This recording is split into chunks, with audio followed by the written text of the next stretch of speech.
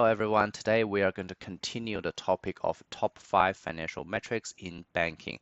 We've covered 2 of that in previous videos. If you haven't watched, please click the link below. And today we're going to continue the rest 3. If you really want to understand how banks work, you need to go beyond revenue. These financial metrics will give you a crystal clear view of profitability, risk, and efficiency. Now let's dive into it. So the first concept we're going to touch on is called return on equity, or ROE. So what is the definition? ROE measures how efficiently a bank uses shareholders' money to generate profit. The formula of that is net income divided by shareholders' equity. And why it matters. A higher ROE means the bank is generating better returns for every dollar of capital. It's a key indicator of profitability and how well management is performing. Let's give you a simple example to start with. If a bank earns $10 million net income and has a $100 million in equity, the ROE is 10%. That means for every $1 invested by the shareholders earns 10 cents. So how do we use in real world? Investors and regulators love strong, stable ROE, but a too high ROE could mean the bank is taking excessive risk. Always compare with peers. We're going to talk about that later. The second concept we're going to uncover is called cost to income ratio, or CIR, cost to income ratio. So what is that? CIR shows how efficiently a bank controls its cost versus income. The lower, the better. So the calculation of that is operating expenses divided by operating income. And why it matters? It tells you how much a bank's income is eaten by cost. A 50% cost to income ratio means half of the income is spent just running the business. A simple example of that is if a bank earns $1 billion and spends $600 million in ops cost, the CIR is 60%. That's a bit too high. Banks often aim for 40 to 50%. In the real world, CIR is a key in comparing retail versus investment banks. Retail tend to be more costly, while fintechs nowadays often disrupt this by running lean. We're going to uncover that later. The last important financial metric in banking is called loan to deposit ratio, or LDR, loan to deposit ratio. Because banks makes a lot of money from its loans and the credit card product, so this metric is critical. LDR measures how much a bank deposit are used to make loans.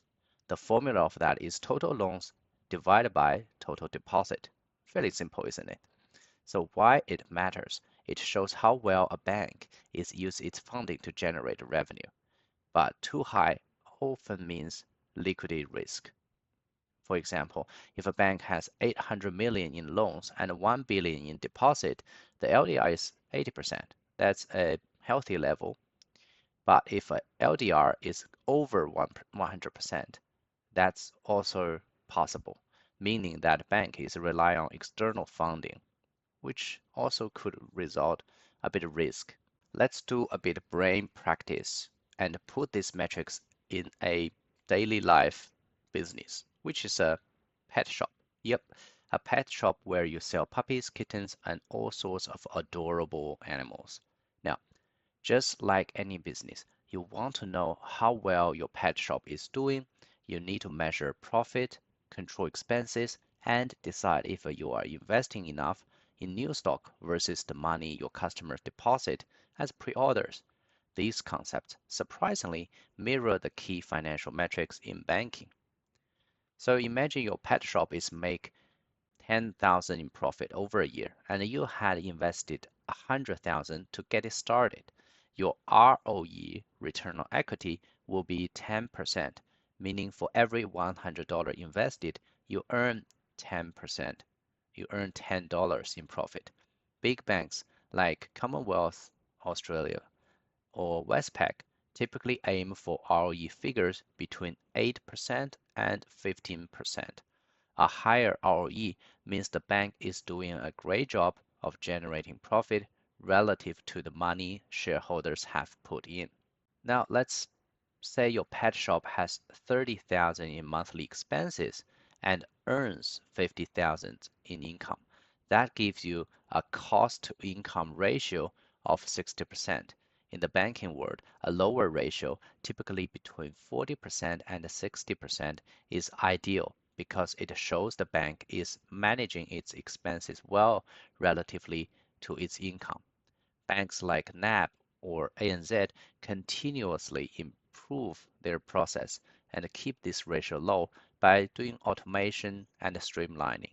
If your pet shop receives 100,000 in deposit and use 80,000 to invest in new puppies, your LDR is 80%. In banks, an LDR between 80 and 90% is typically considered healthy. It means the bank is efficiently using its deposit to generate returns while maintaining enough liquidity to meet customer needs. However, if a bank's LDR is too high, it might indicate risky lending practices. And if it's too low, it could suggest missing opportunities for earning income. These metrics, cost to income ratio, ROE, and the loan to deposit ratio, aren't just numbers on page. They tell a story about banks' health and efficiency. Much like how you measure the success of your pet shop by looking at profits, expenses, and balances between what customer put in and what you invest in the banking business. Finally, we're going to dive into two banks' financial metrics, which is Bank of America and one bank in Sydney, which is Commonwealth, largest bank of Australia. So now imagine if you have two pet shops, one in New York and one in Sydney. Each shop's success depends on how well you manage your resources, invest in quality, and keep customers happy. So first up, let's talk about net interest margin or NIM. Think of NIM as a profit you can make each dollar you invest in your pet shop after covering the cost. For Bank of America, their NIM is normally around 2.5%, meaning for every $100 in assets, they earn about $2.5 in profit from lending. Meanwhile, the Commonwealth Bank of Australia typically posts a NIM of around 3%.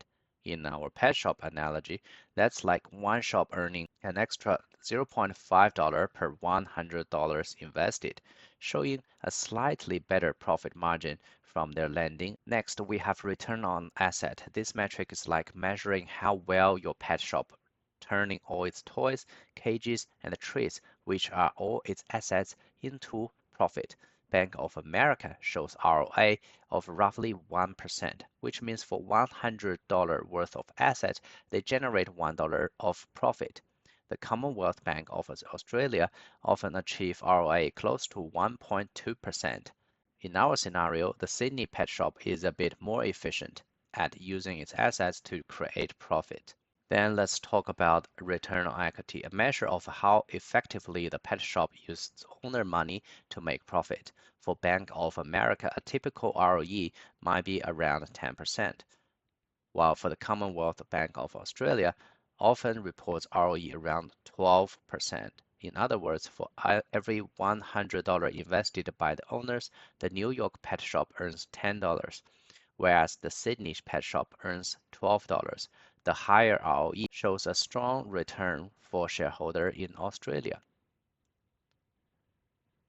Now let's talk about cost to income ratio.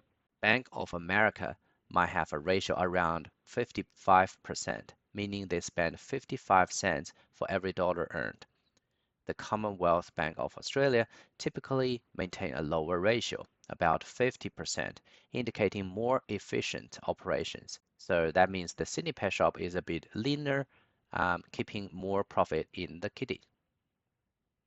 Finally, we have the loan to deposit ratio, which is like measuring how well you use your customers' pre-orders to stock your pet shop with new profitable products.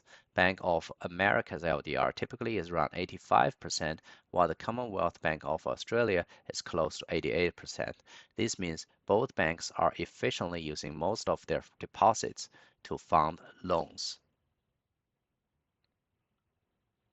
So what does all this tell us? Just like running a successful pet shop, managing a bank means balancing profitability, efficiency, and customers. Both banks show strong performance in these key areas, but with subtle difference that highlights their unique strategies in making the most of their assets and delivering value to their customers and shareholders.